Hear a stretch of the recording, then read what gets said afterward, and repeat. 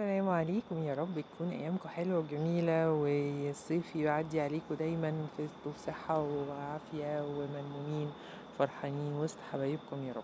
النهاردة هنعمل سمك فيليه مع رز صيادية. سمك فيليه مقلي بقى.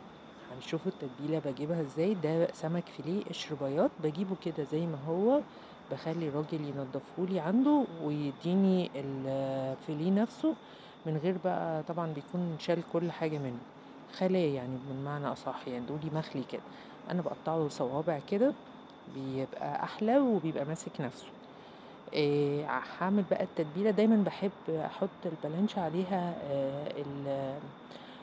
اللي هو الأكياس البلاستيك دي، أو باغطّيها بالبلاستيك على أساس إن برضه ما تشربش ريحة السمك أو حاجة، أو أشتغل عليها عادي وأقطّع وكل حاجة. باعمل التتبيلة بتاعتي ملح وفلفل وكزبرة وكمون وحبّة توم حلوين كده وحبّة زيت وبيضاية. البيضاية ليه؟ عشان البيضاية دي بتبقى عاملة زي الصمغ، بتمسك التتبيلة مع الدقيق والنشا، يقوم ما يفُكِّش مننا.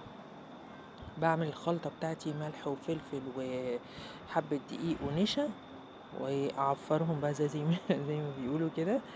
آآ في ناس بقى بتحب تعملها بطبقة كده برّه وتحطها في مَيّة وترجع تاني يحطها في دقيق، يعني برضه اللي بتحبوه يعني، بس أنا باحبها الخفيفة دي برضه، ما تبقاش القشرة تقيلة شوية.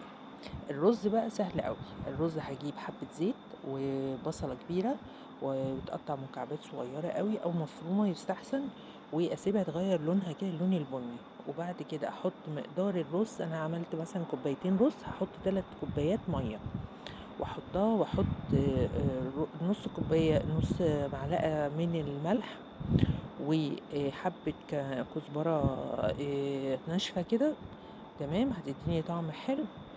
ولو عندي بهارات سمك هتبقى أحلى وأحلى، آخد منها نُص معلقة برضه. وبعد كده هاسيب الرز في التسوية العادية بتاعته، هيدّي اللون البني الحلو ده.